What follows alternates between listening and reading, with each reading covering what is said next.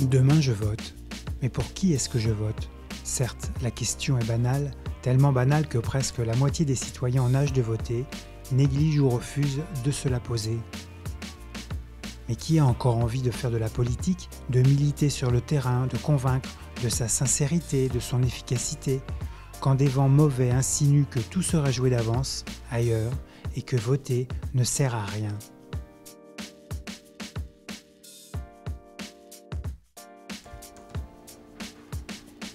Jean-Sébastien croise la politique pendant l'été 2013. Ça faisait un certain temps que l'idée lui trottait dans la tête, entrer dans un parti. Et pour lui, tout s'accélère. Il m'informe de sa participation à la liste UDI aux élections municipales de mars 2014 dans sa ville de Livry-Gargan. Rapidement, il est nommé directeur de campagne du candidat. Suivre de l'intérieur des élections locales, de celles qui alimentent la grande machine démocratique, pour moi, l'occasion est trop belle. Je décide d'accompagner ce jeune trentenaire, novice en politique, de comprendre ses motivations et sa façon de les vivre. Bon, n'oublie pas d'être sérieux et en même temps souriant. Et il faut que tu sois sérieux, souriant et en même temps disponible. Il faut qu'on sente la sincérité aussi.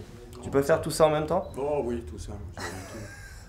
Particularité de la liste Ensemble Réveillons Livry-Gargan, son fonctionnement en binôme.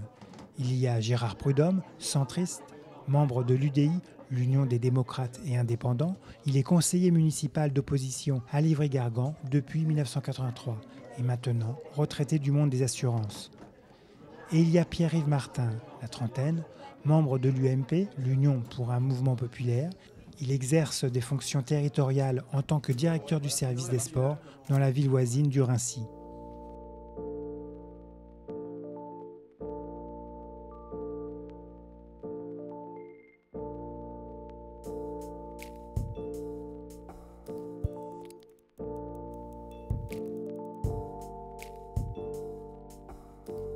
Attention. Dans le forum des associations, il y avait beaucoup d'associations qui étaient sur ce chiffre et qui disaient, vous voyez, à Tremblay, ils sont une plus petite ville, ils donnent plus de moyens, etc. Mais peut-être qu'avant même de leur proposer, de leur dire, oui, on a entendu ce que vous disiez, on va vous donner plus d'argent, peut-être qu'effectivement, on peut essayer de leur demander d'utiliser mieux cet argent, ou en tout cas de l'utiliser comme nous, il nous semble. Les améliorations possibles. Voilà, de voir les améliorations, de construire des contrats d'objectifs et de participation à une dynamique locale. Voilà, pourquoi pas. Mais on va pas se faire que des amis si notre projet c'est uniquement de restructurer et de se mêler de leurs affaires. Ce serait une erreur dans un souci électoraliste, de leur laisser croire qu'on va être une pompe à fric. On va dire être un partenaire actif dans le développement de leur association et dans l'échange culturel, tant avec les villes jumelées que l'échange dans les manifestations de la ville, de la cité. Voilà. Mais qui est Jean-Sébastien Rouchet? Oh la question. Non, elle est bien cette question, mais si tu veux que je fasse des réponses courtes, ça va pas être évident. J'ai toujours voulu faire de la politique parce que je m'y suis intéressé de près dès que j'ai eu le droit de vote et puis même avant. Et par contre, j'ai jamais retrouvé parmi les personnalités politiques, que ce soit pour les élections municipales, départementales, régionales ou nationales, j'ai jamais ou très rarement j'ai senti que j'avais en face de moi des personnes qui partageaient mon point de vue vraiment. En 2002, j'ai fait le choix du moins pire et puis en 2007, j'ai cru en Sarkozy. Donc j'ai voté pour Sarkozy. Et j'ai été déçu parce qu'il a eu une démarche que j'ai considérée comme petit joueur.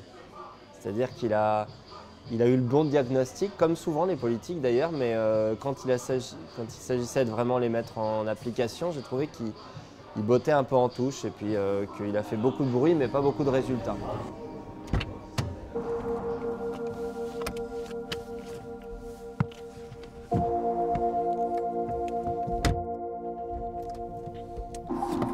Au suivant. Et au moment où je prends ma carte d'électeur, je reçois une invitation en tant que nouveau livrien. Alors manque de bol, j'ai un rendez-vous professionnel ce jour-là qui m'empêche d'aller à la réunion. Et du coup, j'appelle tout de suite la mairie. Et là, la dame me dit, écoutez, il suffit que vous m'envoyiez un mail pour m'expliquer ce que vous venez de me dire et puis vous recevrez à un autre moment. Donc j'ai fait ce mail et j'attends toujours d'être rencontré par monsieur Calma. Où je me suis dit, bon, il ne veut pas me recevoir, il y a les élections dans pas longtemps, je vais peut-être essayer de voir si l'UDI veut bien me rencontrer. Je m'inscris, j'adhère et puis je vais à ce rendez-vous de la fédération.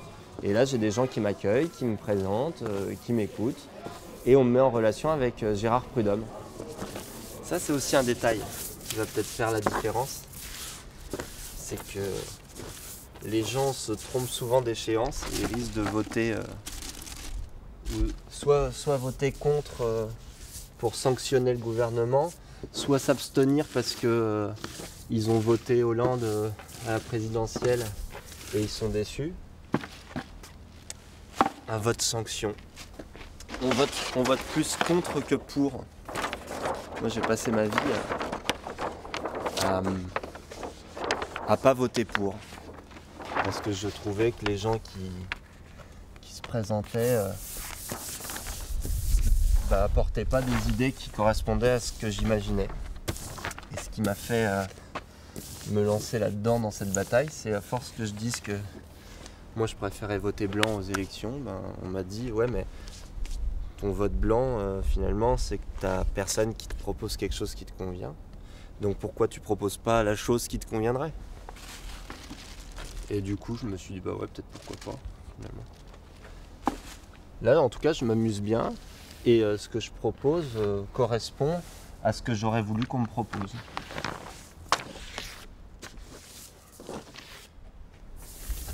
Du bleu sur les affiches.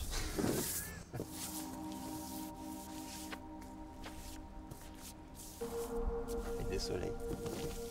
Une équipe prête à en découdre, une droite d'opposition municipale à l'écoute des idées et des propositions d'un jeune homme qui ne sort pas du sérail politique, tout est en place pour être au cœur des péripéties d'une campagne électorale. Pourtant, à ce moment précis, j'aimerais avoir la même possibilité de dialogue avec une personne qui se lance en politique à gauche.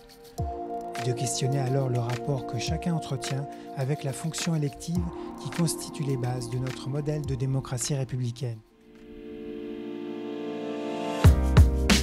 Autreville, Noisy-le-Sec, même campagne, même département de Seine-Saint-Denis.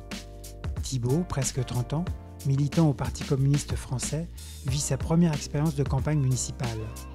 Il a rejoint la liste Front de gauche d'Olivier Sarabérous, liste d'opposition à la municipalité en place, UDI. Qui est Thibault? Qui est Thibault? Ah ouais, c'est pas facile comme question. Tu commences direct sur une question un peu psychologique. Qui est Thibault, on va dire, il y a l'individu en soi qui a envie de faire en sorte que les choses changent. Tu vois, enfin, je sais pas, il y a quelque chose en moi qui veut qui peut pas satisfaire d'un monde tel qu'il est, que ce soit à l'échelle locale ou nationale ou internationale. Et peut-être que c'est d'un point de vue familial où j'ai été bercé là-dedans, mais je suis un peu en une sorte de révolté comme ça, où j'ai envie de me battre parce que j'ai pas envie de me laisser embarquer par le fatalisme ou ce qu'on nous impose actuellement. Je me dis que c'est possible qu'il y ait une autre vie plus solidaire entre nous. Oui, une déambulation, c'est quelque chose d'un peu physique, c'est-à-dire une qui est statique et qui dit les dates, et les autres, je sais pas, qui arrivent en colonne, qui pique le micro, et qui déambulent, tu vois, et qui viennent dire quelque chose et qui Pour les dates, ça peut être un cœur. Ça veut dire que vous êtes plusieurs femmes à dire les dates en même temps, et c'est la personne qui balance l'événement et qui ont un micro. Oui, mais ça c'est après-demain, hein, c'est pas non. C'est juste dire 1945 tous ensemble. Oui, c'est une respiration, tu balances. Thibault, on n'est pas habitué à respirer. Il y a plusieurs choses qui m'ont décidé à m'investir dans cette campagne municipale à Noisy-le-Sec.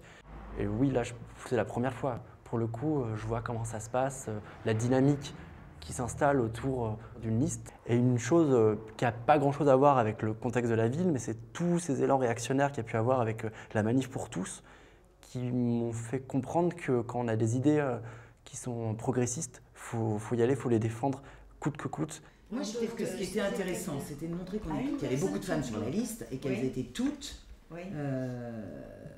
actives, qu'il n'y avait pas de potiche.